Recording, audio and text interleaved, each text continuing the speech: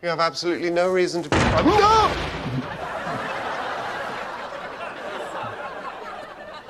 You were saying? Your big punk ass.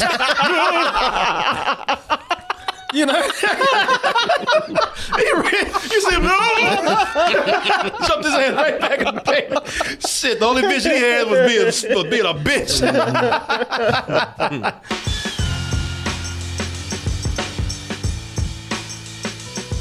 Hey everyone, support our Patreon, which helps us to continue bringing you our live streams, videos, and podcasts while bringing you new content such as exclusive live streams and animated shorts. Let's talk about our girl over here. Wanda, what is it, Maximoff? Mm-hmm. Wanda Maximoff. Some of y'all know her as a Scarlet Witch. You know, she's been through a lot of shit, man. She lost her man, which wasn't really a man, the Vision. He died just like a lot of people trying to save the world from Thanos. And he died pre-snap. He sure did. Shit. Thanos snapped he snatched his chain. Shit, give me your jewels. Shit, he took his bling right out of his head. Give me that shit. No, my mama gave me this jewel. No, pull a Debo. Man, my mama gave me this stone.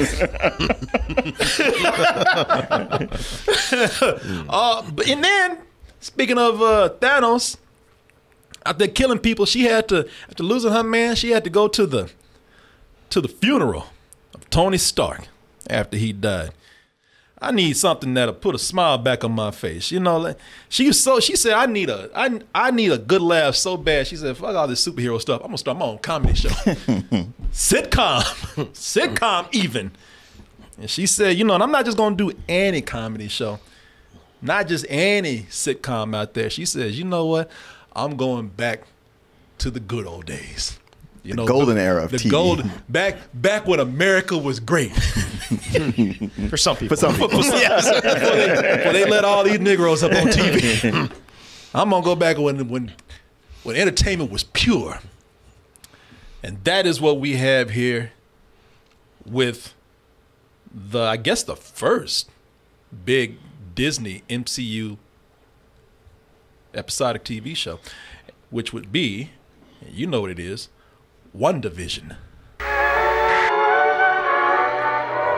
Heavenly shades of night are falling.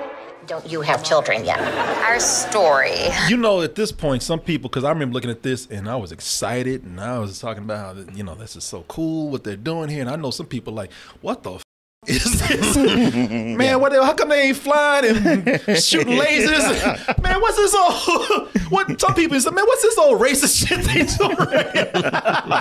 Is that her vision? That her vision of America right there? Sure, the Vision in red face. Yeah. So what is going on here? You know, this was described as one of the weirdest things that the Marvel Cinematic Universe would be doing, and it has gotten pretty weird with this. Definitely very much different from what we've seen before. This is really hard. Oh, I don't think that was ever in question. I know some people are saying, all right, is this on Disney Plus or is this on Nick at Night? You know, I can't tell, man. I'll even go, is this on the Hallmark channel or something? TV Land? TV Land, yeah. Mm-hmm. This is definitely not the MCU that I know. And for some people saying, well, that is the point, and that is possibly, we're not saying it is, but possibly why this would be a good thing. Now, some people might already see hints of this in things that they've read, such as you guys over here. Mm-hmm.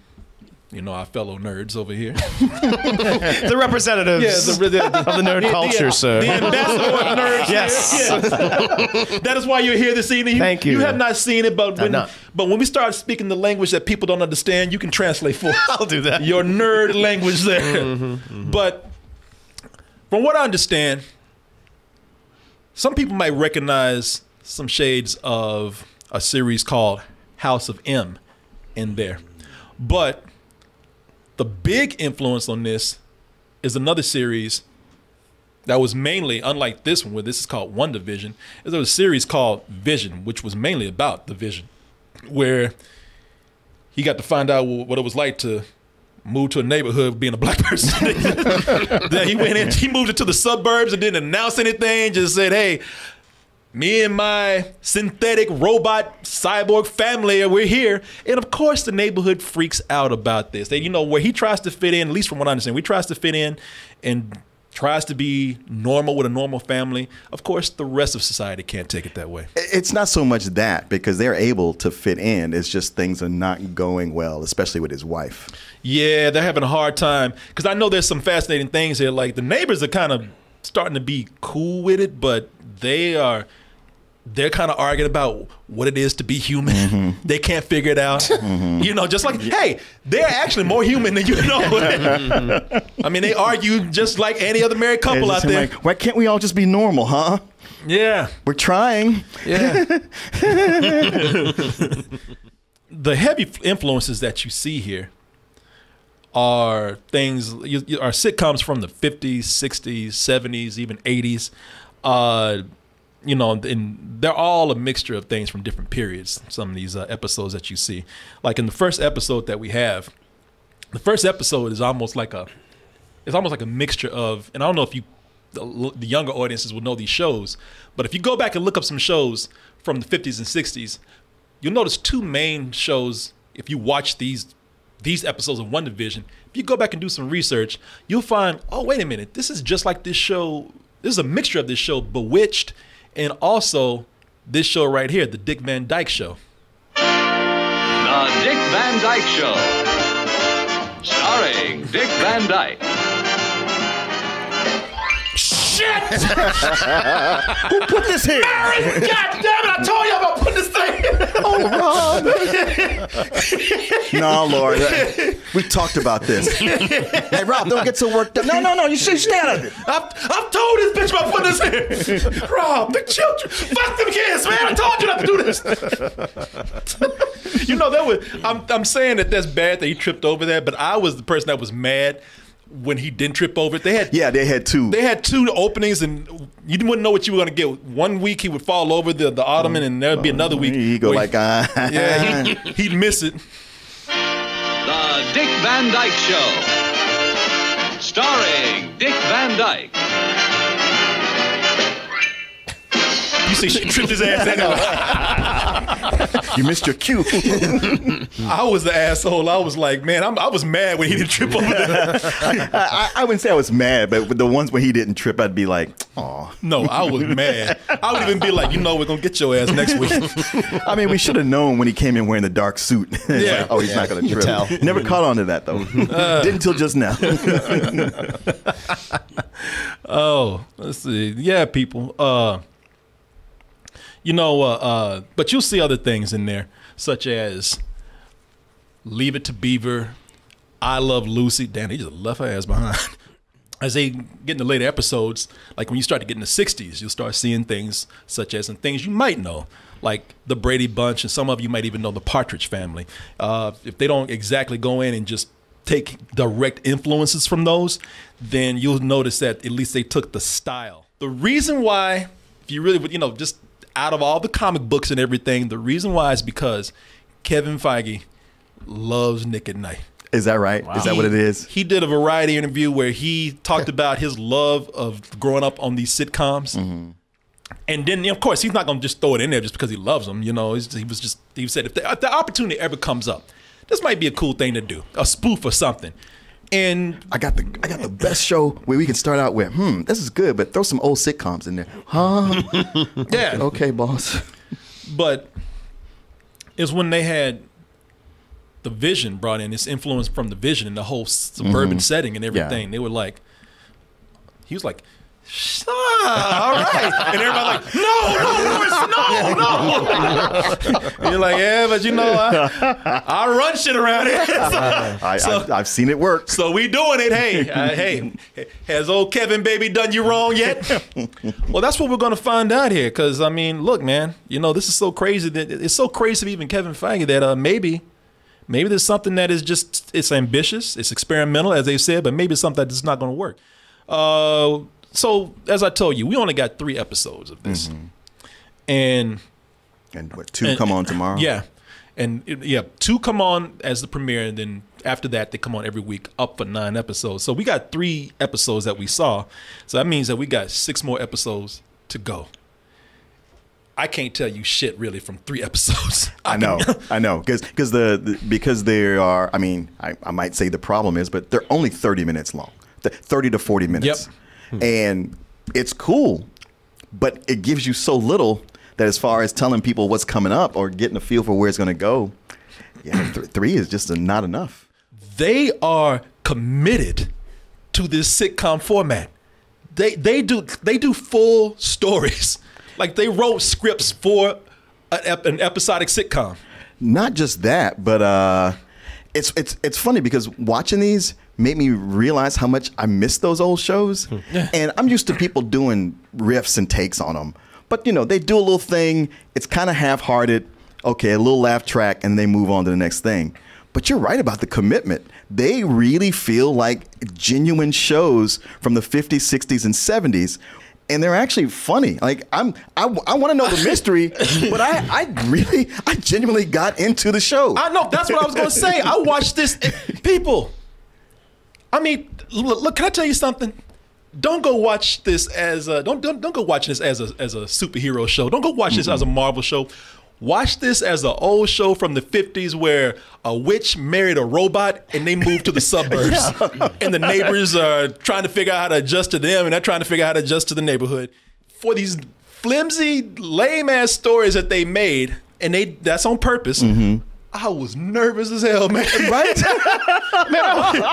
It was just like all those episodes of My Favorite Martian when it's like, oh man, he's going to get found out. Yeah. People, I told you, I was a nervous kid watching these shows, man. Like, whenever Fred would come in, he'd be like, where am I? I'll turn the channel and start beat our ass, man. Shit. Man, Darren's going to get fired. So they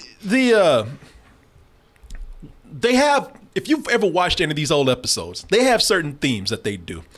And one of the themes that they always did was they were always inviting their bosses over for dinner. Oh, the boss was inviting himself over. Yeah, inviting himself over. And the dinner always had to be perfect because for some reason that fool's job depended on that dinner, man. Like if it wasn't perfect, if the steak was too well done or something, they were getting fired. And the wife never had any advance notice. Never, Oh, honey, I forgot to tell you. The boss is coming over tonight. Make dinner. Yeah.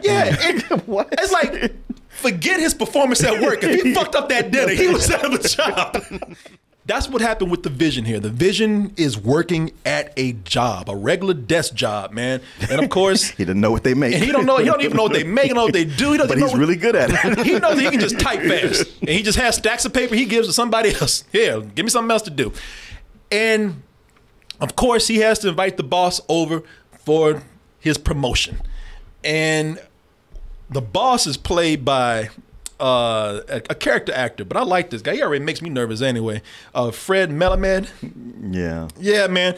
And it's funny because they set it up good. Like when he shows up, he's already kind of being extra, man. He's being pushy. He's just throwing his weight around. Throwing his weight, man. He is way into stories, man. Stories that don't mean nothing. Where people just sit there and be like, and please continue. He's like, no, damn it, tell me why. Where did you two move from? How long have you been married and why? Married when? Damn it, why? I was like, shit. And when he was yelling this, and I was so nervous. I was like, Wanda, please don't fuck this dinner up. Please get this right. I didn't care about I didn't care about what they just did with Thanos. I didn't care about what's going on out there in the MCU. I was like, for right now, just concentrate on dinner and get this done. I was so nervous watching this. But nervous in that old sitcom kind of way. Sure. Especially when she's in the kitchen cooking and things are going wrong. And things are going crazy. Okay, you can still save it. You can just do this. Oh my God. Order out, please, something. Man, I was so I was probably one of the few kids that got freaked out over something like Leave It to Beaver. I used to get nervous watching Leave It to Beaver like I was watching Game of Thrones, man. They had an episode where Eddie Haskell with his punk ass. Eddie Haskell was his character. He was just the neighborhood asshole. He was the Loki. Yeah. Yes, he was. Yes. Yeah. And he would do just shit that would you were embarrassed if he got caught. And he changed one of Beaver's report cards. Beaver's stupid, so he brought on a report card. Beaver was kind of he was stupid. And everything. He had F's for everything. And Eddie decided to go in and somehow make them all A's. Yeah. Should have gone for the B. And poor poor Ward Cleaver, that's the father of the family for Leave It to Beaver. He was mad. He was like, this is the one time I thought I had a smart son. And fucking Eddie. And I was nervous. He told Eddie, he straight up told Eddie, don't you ever bring your ass up to this house if you do something like that again. I see, Eddie. Well, I think that was about the worst joke I ever heard of. Oh, I agree with you, Mr. Cleaver, sir.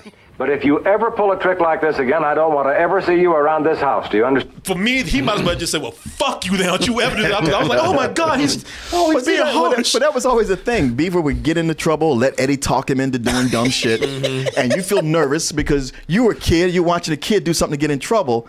And then we get to the end, and Ward would just, well, Beaver, I'm really disappointed in you. Yeah. And that was it. It was like, wait, no spanking? No. What? This is some bullshit right here. And he let Eddie in the house all the time. And I'm not even lying. Eddie would go in there and look at his wife.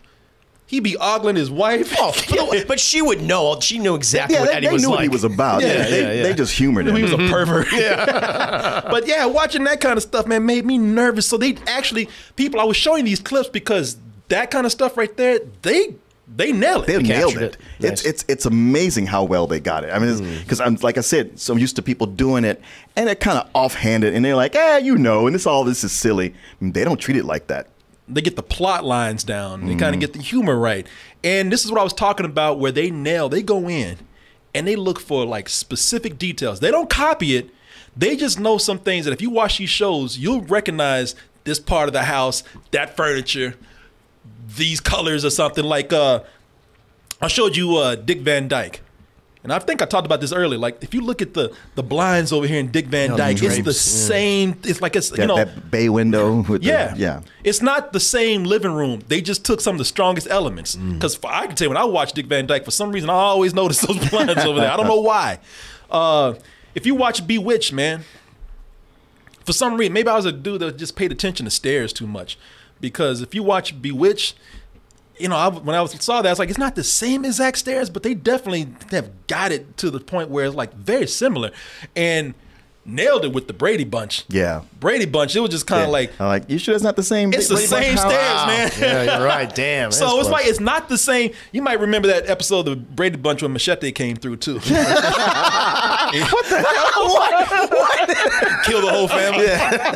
Good crossover episode. The MCU of its day. Yeah. Before WandaVision, we had Brady Bunch versus Machete. They even got the acting style down, like that.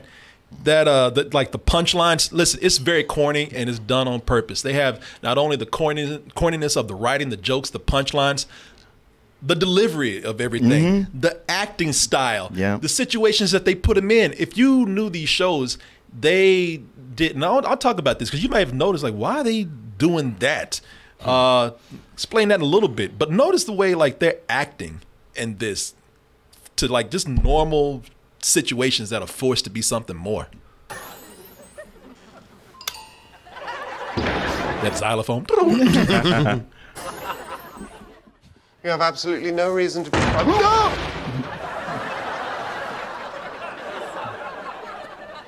You were saying? Joe big punk ass. You know? You see him, jumped his hand right back in the paper.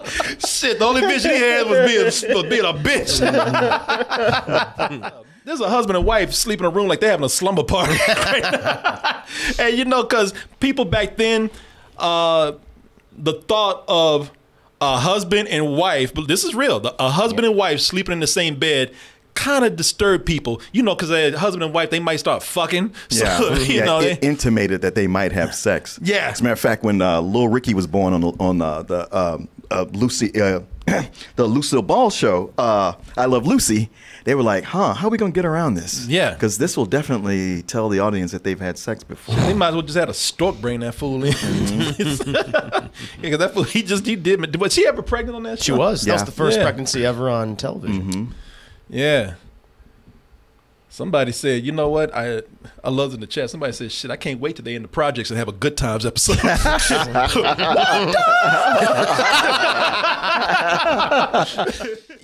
This is not a straight just parody where they're just putting them in there. The cool thing about this is that they do play it straight from beginning to end. But every now and then, just something weird happens. There'll be a spot of color somewhere where the whole thing is black and white. It's usually red. Shadowy figures that just kind of pop up, and characters will break character and lose concentration and actually freak the hell out. There's glitches going on everywhere. So yeah, there's all kind of glitches. So there's always something unsettling under all this. And like I said, what's cool about it is that it happens for a moment. Everybody be, what the hell was that? And then they'll stop, and then they'll get back into the show, and they will carry that. They'll just go through to the end of the plot line. I think something's wrong here. Wanda, can you hear me? Who's doing this to you? Are you here to help us? Yeah, she hear voices on radios and calling from beyond. It's what's going on here is that it starts to feel like a Twilight Zone episode. It almost feels like you're watching something like I Love Lucy or Leave It to Beaver, and the Twilight Zone is creeping in. I'm not gonna say this is horrifying or scary or anything. I was more scared of the boss than anything, but it is weird. It is a little creepy what happens here. And most importantly, it's something that makes you keep wanting to watch to figure out what's going on, because it gets heavier and heavier with every episode. Yeah. Because at first when you're watching it, you're like, wait, are they really just going to do a sitcom? Is that all this is going to be? And it's probably not really till the end that they start revealing just a smidgen, a teardrop of something. Up until that point, there's, like you said, there's glitches, or there's like, so where are you guys from? And they're like, and it didn't even feel like we got to make up a story. It was like they don't know. They don't even know. And then with the next episode, maybe just a little bit more of that. By the time the third episode starts dropping a lot of stuff. The third episode is funny because the third episode is the one that I thought I was like, all right, at this point, this has been fun. I like the attention to detail y'all been doing. Man, y'all did a great job. All right, let's get some other bullshit here because, this is getting a little old. And at that point, that's when things really started getting weird. And, that's when I really started wondering, like, all right, now that they're revealing that something's wrong even more, that third episode was something where, being that we only got 3 episodes, when it was done, I forgot that we had 3 episodes. And when it was done, I went back to look at the fourth and like, God damn it! I know. Disney! I know. You did that shit on purpose, didn't you? Yeah, man. I really think that, okay, yeah, the gimmick could get old for some people. It's something where if you are going in here and you really do want some of the traditional Marvel stuff that they're doing, 3 episodes in, that might be asking a lot of somebody's attention who is looking for that. But I really did appreciate the way that how Kevin Feige said, you know what? Now that we're going to Disney Plus and we're doing episodic shows and we have a longer format to play with and we got a little more freedom, I love that he actually did come in and take advantage of that freedom and do something completely different. It's very intriguing what they're doing here, man. And everyone seems to be, before it starts to get dark, everyone's having so much fun with this, man. To see the actors be able to come in and just commit themselves to doing comedy, you could tell that they're loving this, man. Sure. They're having a great time. I think I like the second episode most of all. I think so too. Well, I like the first one and the second one. I really like those a lot. Catherine Hahn. It's too bad she didn't get to play Cruella DeVille, man. She's the one that's having the most fun with this. Yeah. She's great, man. They got a lot of side characters here because in this society back then, women did their thing, which is usually cleaning the house and all this other stuff. And man went off and did man stuff. And they have a lot of episodes. The people of color lived on a different side of town. Not here, though. Not here. No. This is how you know this shit is another universe. That's why they looked at that nigga and said, shit, something's wrong. That was the first clue. Wait a minute. He works here and not as a janitor? Okay. Why is he running loose around here? Nah, man. You have episodes where Paul Bettany as Vision gets to go off and do his thing with the guys, and he has but I'm not gonna tell you what happens with him, but he has some episodes where it's hilarious. It is. He is really funny. He is. Man, I'm loving this. I really am. I'm loving the creativity behind it. I don't know where it's gonna go, but so far, I really I'm just enjoying the how loose they are with this, how they're embracing just something else and just and going in. You could tell that everybody who's in this production is really taking the opportunity to just dive into doing something different. Same here. I thoroughly enjoyed it, and you can't say Marvel isn't doing something different. It's always the same thing. No, that's not true. Also, along with this, if you are into comics, there's all kind of little things to spot, like the logo for S.W.O.R.D., which is sort of like S.H.I.E.L.D., except it deals with interstellar threats. So it is a question of like, okay, how is this tied in? It's all kind of things to wonder about. But up until that point, just as the sitcoms themselves, they're extremely enjoyable.